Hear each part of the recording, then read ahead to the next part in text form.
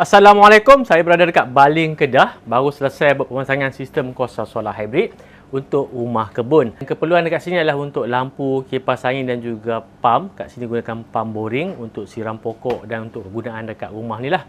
Solar panel dah pasang kat atas bumbung, inverter pun kita dah mount. Bateri pun kita dah buat sambungan, dah selesai dah sebenarnya. Jadi hari ni saya akan share dengan tuan-tuan apa yang kita pasang dekat sini. So kita mulakan dengan solar panel dekat atas bumbung. Untuk sistem ni kita gunakan 8 keping solar panel. Satu keping solar panel 450 watt. Sebelah sini ada 4 keping dan sebelah sini pun ada 4 keping juga. Yang ni yang owner pasang sebelum ni. Dan untuk solar panel ni sebenarnya owner dah pasang awal, cuma inverter yang digunakan sebelum ni tak berapa nak sesuai untuk sistem kuasa solar yang besar lah. Sebelum ni gunakan PWM hybrid inverter ataupun all-in-one inverter. Dan dalam pemasangan hari ni kita gantikan dengan MPPT solar inverter. Maksimum output power 5000 watt. Maksimum input voltage untuk solar panel untuk inverter ni 500 volt. Jadi kita dah buat sambungan 8 keping panel ni kita dapat dalam 300 volt lebih. Dan memandangkan sistem yang kita pasang ni high voltage daripada solar panel, lebih kurang 300 volt lebih. Jadi dekat sini saya pasangkan dengan PV isolator ataupun ada orang panggil sebagai rooftop isolator. Daripada sambungan siri 8 keping solar panel tu masuk dekat bahagian sini, keluar dekat sini, turun dekat bawah. Dan dekat bawah pun kita ada lagi safety device. Kita ada fuse, DC breaker dan juga DC SPD untuk solar panel. Dan untuk kita putuskan sambungan solar panel, kita akan pusingkan switch dekat sini, tombol ni. Untuk sistem high voltage daripada solar panel ni, current tak tinggi, current maksimum cuma 11 tapi kita gunakan kabel yang lebih besar, kabel 6mm untuk kita kurangkan voltage drop. Sebelum ni owner gunakan PWM inverter. Jadi masalahnya PWM ni memang tak sesuai lah untuk sistem yang besar macam ni. Dan sebelum ni semua susunan solar panel adalah secara selari. Jadi bila kita dah tukar kepada inverter MPPT ni, kita boleh buat sambungan siri ke semua 8 panel. Jadi sistem ni lebih efisien lah. Dan seperti mana yang kita tahu, untuk MPPT ni dia akan berfungsi dengan lebih baik, lebih efisien untuk high voltage. Ini kabel positif dan negatif daripada solar panel tadi, daripada atas bumbung dekat PV isolator. Sambung dekat box ni, dekat sini kita ada fuse, DC breaker dan juga DC SPD. Keluar pada box ni kita sambungkan kepada inverter. Dan inverter yang kita gunakan hari ni daripada SRNE. Maksimum output power 5500 watt. Dan ni adalah inverter 48 volt.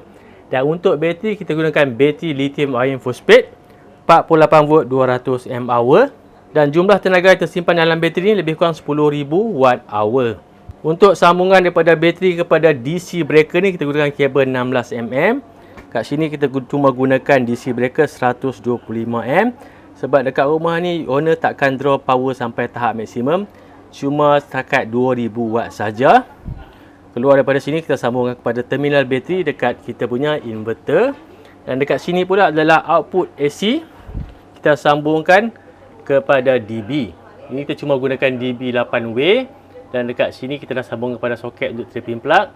Ini adalah sambungan kepada pump untuk telaga boring ataupun deep well. Untuk inverter ni memang sangat sesuai kalau kita gunakan dekat kebun sebab maksimum untuk motor adalah 4 horsepower. Dekat sini kita ada 2 pump, 1 horsepower, 1 horsepower. Jadi total 2 horsepower. Untuk sistem ni memang fully off grid, tak ada sambungan kepada TNB ataupun sambungan daripada TNB. Semuanya daripada solar. Ini setup solar yang owner buat sebelum ni.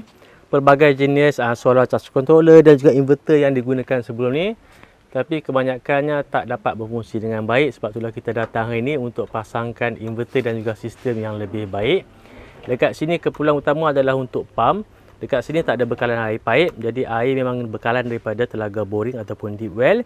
Ini pumpnya, pump ada dekat dalam. Dan ini sebenarnya bukan setakat untuk siram pokok, tapi untuk running filtration system. Sistem untuk menapis air untuk diminum. Dan sistem penapisan air ni memang owner sendiri yang design. Ini sistem penapisan ya. Dan dekat sana pun kita ada lagi satu rumah pump dekat ujung sana. Ada lagi satu pump. Inilah hasil daripada kebun ni. Dan sebelum ni pun ramai yang request quotation untuk pasang sistem kuasa solar. Tapi kebanyakannya nak pasang solar tu dekat rumah untuk penjimatan elektrik. Tapi sebenarnya buat masa ni untuk tim saya ni, kami cuma fokus untuk sistem off grid. Maksudnya pemasangan sistem kuasa solar dekat tempat yang memang tak ada bekalan elektrik. Kalau dekat rumah yang memang ada bekalan elektrik, boleh kita nak gunakan sistem yang sama. Tapi kos untuk sistem ni agak mahal sedikit sebab melibatkan bateri.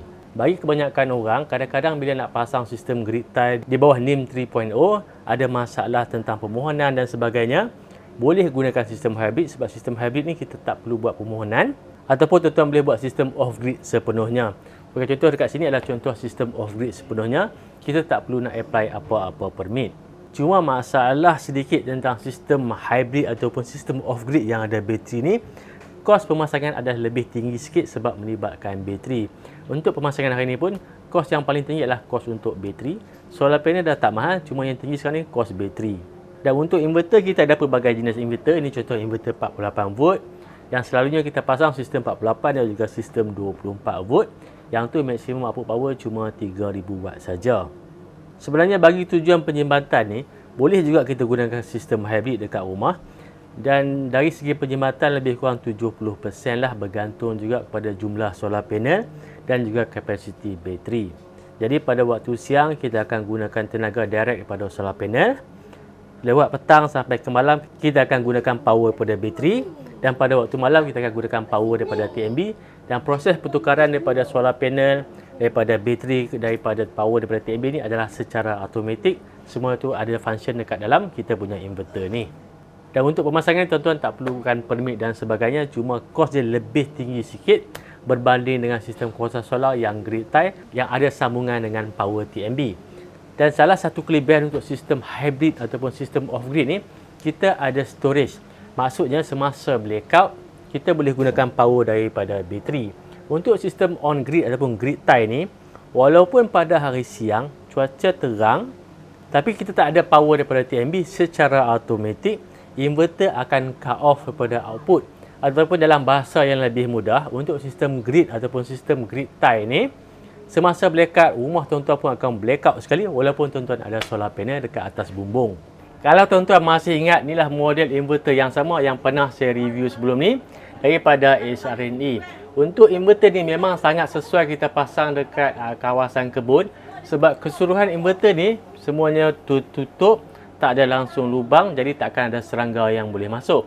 Sebab dekat kawasan kebun ni kadang-kadang masalahnya semut masuk, cicak masuk.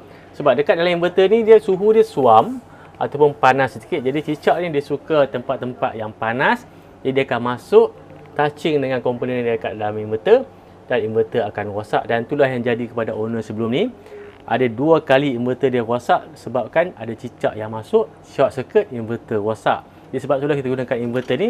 Inverter ni fully enclosed, langsung tak ada lubang. Untuk semua kabel gland ni pun semuanya bertutup. Yang mana kita tak gunakan, kita akan seal. Jadi memang tak ada binatang yang akan boleh masuk lah. Untuk cooling dekat belakang ada heatsink yang besar. Fan ada dekat belakang. Kalau binatang masuk dekat bahagian heatsink ni pun, dia tak akan masuk pada bahagian komponen dalam inverter ni. Jadi inverter ni selamat, dan inverter ni juga memang waterproof. Okay, inilah rezeki bila datang ke kebun buah ni. Dah siap pasang solar, owner bagi buah tangan. Ni baru betul-betul buah tangan, buah rambutan. So nampaknya sampai setakat ni saja untuk video kali ni. Tujuan video ni hanya sekadar nak share dengan tuan-tuan apa yang kita orang buat dekat sini. Dan insya-Allah selepas ni kita akan sambung semula dengan tutorial pasal sistem kuasa solar. Kita akan mulakan dulu dengan sistem yang paling basic, yang sesuai untuk beginner, sampailah sistem yang hybrid, sistem off grid, sama seperti apa yang kita buat pemasangan hari ni. Jadi nampaknya sampai setakat ini saja untuk video kali ini. Jangan lupa like dan subscribe YouTube channel Aku Indonesia. Jumpa lagi. Assalamualaikum.